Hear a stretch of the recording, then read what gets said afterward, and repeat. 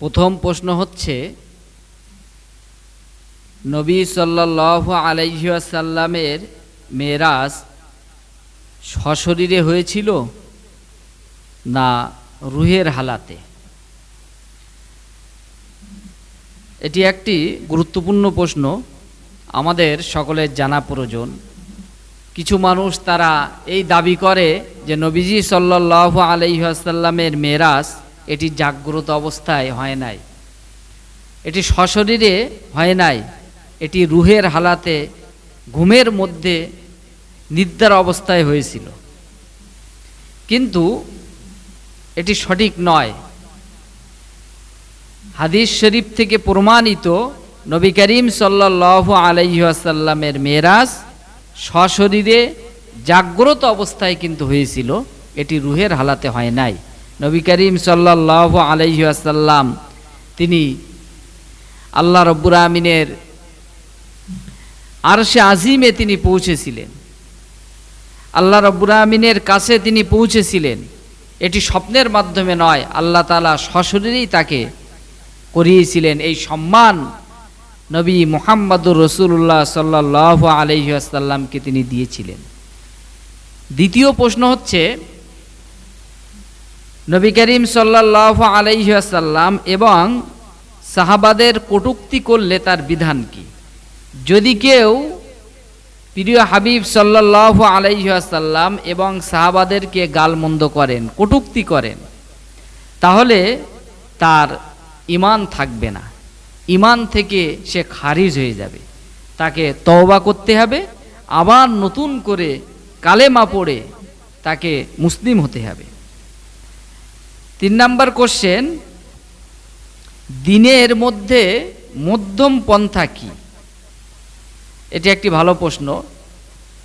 যে দিনের ভিতরে আমাদের এই দিন হচ্ছে বিশ্বনবী মুহাম্মদুর রাসূলুল্লাহ সাল্লাল্লাহু আলাইহি ওয়াসাল্লামের এই দিন হচ্ছে মধ্যম। হযরতে মূসা আলাইহিস সালামের দিন ছিল অনেক কঠোর, হযরত ঈসা আলাইহিস সালামের দিন ছিল খুব ঢিলেঢালা, একদম সহজ সরল। একটা হচ্ছে খুবই কঠোর, একটা হচ্ছে খুবই সহজ ইজি, আর আমাদের দিন হচ্ছে এটি আপনার মধ্যম পন্থা। এই মধ্যম পন্থা এটি কি, এটি আমরা কিভাবে বুঝব? দিনের ভিতরে কিন্তু বাড়াবাড়ি করা যাবে না, অতিরঞ্জিত করা যাবে না, আবার ছাড়াছাড়িও করা যাবে না। এখন এই মধ্যম পন্থাটা কি? নবী করিম সাল্লাল্লাহু আলাইহি ওয়াসাল্লাম যে বিধানটা তিনি দিয়েছেন, সাহাবায়ে কেরাম যেটি আমাদের সামনে নবীজি সাল্লাল্লাহু আলাইহি সাল্লামের কাছ থেকে যেটি প্রকাশ করেছেন, এটিই হচ্ছে কিন্তু মধ্যম পন্থা। এর ওপরেই কিন্তু আমাদেরকে আমল করতে হবে, এছাড়া বাড়তি করা যাবে না। একবার রাসূল করিম সাল্লাল্লাহু আলাইহি ওয়াসাল্লামের বাড়িতে কয়েকজন আসলেন। তো আসার পরে আম্মাজান আয়েশা সিদ্দিকা রাদিয়াল্লাহু তাআলা আনহার কাছে শুনলেন যে নবীজি সাল্লাল্লাহু আলাইহি ওয়াসাল্লামের আমল কেমন ছিল। তিনি বললেন, নবী করিম সাল্লাল্লাহু আলাইহি ওয়াসাল্লাম রাতের বেলা তিনি ঘুমাতেন, আবার উঠতেন, উঠে তিনি নামাজ পড়তেন, আবার ঘুমাতেন। তিনি রোজা রাখতেন, আবার দেখা যাচ্ছে কয়েকদিন তিনি রোজা রাখতেন না। তো এভাবে করে তিনি নামাজ পড়তেন রাতে, আবার ঘুমাতেন। দিনের বেলাতে তিনি কখনো রোজা রাখতেন কোনো দিন, আবার কোনো দিন রাখতেন না। তো তারা বললেন যে আমরা আজ থেকে সারা রাত ধরে আমরা ইবাদত করব, আর সারা বছর আমরা রোজা রাখব, হারাম রোজাগুলো বাদ দিয়ে, নিষিদ্ধ রোজাগুলি বাদ দিয়ে। হযরতে আয়েশা সিদ্দিকা রাদিয়াল্লাহু তাআলা আনহা বললেন, তোমরা কি আল্লাহ রাসূলের চাইতেও বেশি মুত্তাকি পরহেজগার হয়ে গেছো? তার চাইতেও কি বেশি ইবাদতগুজার হয়ে গেছো? কাজেই এই বাড়াবাড়ি কিন্তু করা যাবে না, আর ছাড়াছাড়িও করা যাবে না। রাসূল করিম সাল্লাল্লাহু আলাইহি ওয়াসাল্লাম যতটুকু তিনি করেছেন ততটুকুই আমাদেরকে করতে হবে, যেগুলি তিনি বর্জন করেছেন সেটি আমাদেরকে বর্জন করতে হবে। 4 নম্বর প্রশ্ন হচ্ছে, বিদআত কাকে বলে? বিদআত হচ্ছে মান আহাদাসা ফি আমরিনা,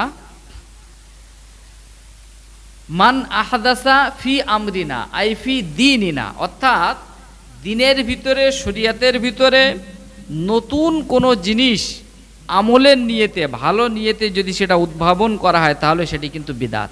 এই বিদাত এটি করা যাবে না। দিন হচ্ছে পরিপূর্ণ। আল ইয়াউমা আকমালতু লাকুম দীনাকুম, আজ তোমাদের দিনকে পরিপূর্ণ করে দেয়া হয়েছে। তাহলে পরিপূর্ণ জিনিস মানে কি? আপনি যখন ঢোকাবেন তার ভিতরে সেটা তো পুড়ে যাবে, আর আপনি যখন তার ভিতরে সংযোজন করবেন তাহলে মনে হচ্ছে যে কিছুটা কম আছে।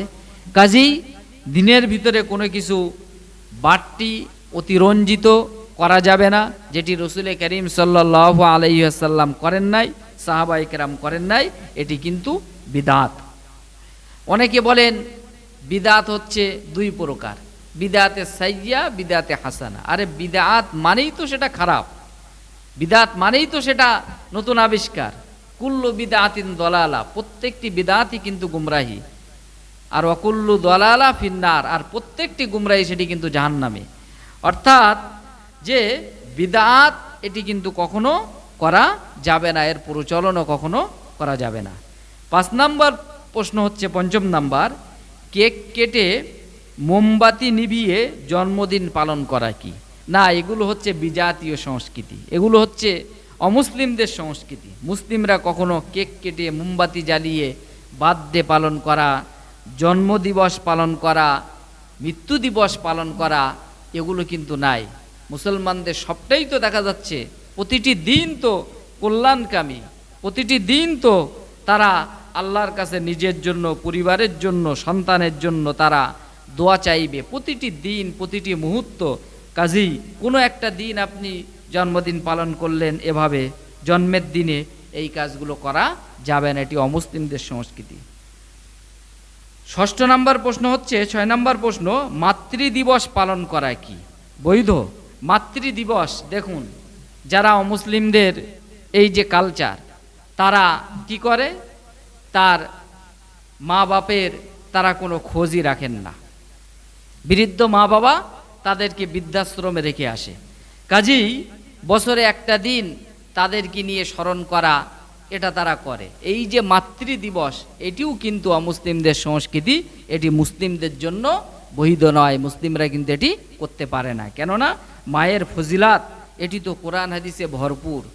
পিতামাতার যে ফজিলাত সেগুলো তো কোরআন হাদিসের ভিতরে অসংখ্য হাদিস এবং কোরআনে কারিমের আয়াতের ভিতরে এসেছে, সেটি সর্বক্ষণ পালন করতে হবে।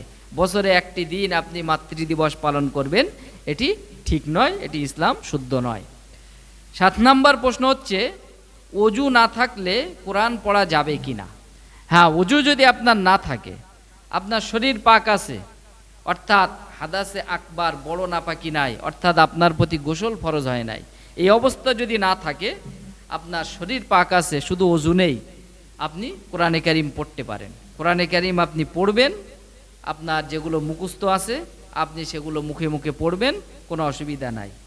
কিন্তু কোরআনে কারিম যেহেতু আল্লাহ তাআলার কিতাব, সর্বশ্রেষ্ঠ বাণী, মুকাদ্দাস কিতাব, পবিত্র কিতাব, এই জন্য ওযু অবস্থায় এটাকে স্পর্শ করবেন। 8 নম্বর প্রশ্ন হচ্ছে, কাজের চাপে সময় পার করে নামাজ দেরি করে পড়া কি বৈধ? হ্যাঁ, নামাজের যে সময়, নামাজ কিন্তু সময় অনুযায়ী আপনাকে পড়তে হবে। আপনি একেবারে শেষ সময়ে যেয়ে কাজের চাপে প্রতিদিন, কোনো একদিন হয়ে গেল সেটা ভিন্ন কথা, কিন্তু প্রতিনিয়ত আপনি কাজের চাপে সময় একেবারে পার করে দিয়ে শেষ সময় আপনি নামাজ পড়ছেন, এটি কিন্তু করা যাবে না, এটি চরম গুনাহের কাজ। সময়, নামাজের সময় হয়েছে, নামাজ আপনি আদায় করে নিন। নামাজ কিন্তু মুমিনের জন্য সবচেয়ে বড় ইবাদত। একজন ইমানদারের জন্য যথাযথ সময়ে নামাজ আদায় করা, আল্লাহ রাব্বুল আলামিনের এই হুকুম কিন্তু পালন করতে হবে। 9 নম্বর প্রশ্ন, নামাজে শৈথিল্য বা ঢিলেমি করা কাদের কাজ? নামাজে শৈথিল্য বা ঢিলেমি করে এটি মুনাফিকদের কাজ। মুনাফিকরা তারা কি করত? তারা যদি নামাজে আসতো, তারা ঢিলেমি, নামাজের ভিতরে শৈথিল্যতা তারা প্রকাশ করত। কাজেই নামাজের ভিতরে এটি করা যাবে না, এটা মুনাফিকদের কাজ। 10 নম্বর, পাতলা শাড়ি পরে মেয়েদের নামাজ কি শুদ্ধ হবে? হ্যাঁ, মেয়েরা যদি এমন কোনো পোশাক পরে, পাতলা শাড়ি কিংবা জামা, বাইরের থেকে দেখা যাচ্ছে শরীরের আবরণ সব দেখা যাচ্ছে, এমন শাড়ি পরলো, এমন ড্রেস পরলো, সব আবরণ সব কিছু তার দেখা যাচ্ছে, কাজেই এটা পরে কিন্তু তার নামাজ, এটা পরিধান করে তার নামাজ শুদ্ধ হবে না। এমন কাপড় পরতে হবে যেটা পরলে পরে শরীরের আবরণগুলো যেন ঢাকা থাকে, না দেখা যায়। এই যে 10টি প্রশ্নের উত্তর আমরা দিলাম, আল্লাহ রাব্বুল আমিন আমাদের আমল করার তৌফিক দান করুন, সকলে বলুন আমিন।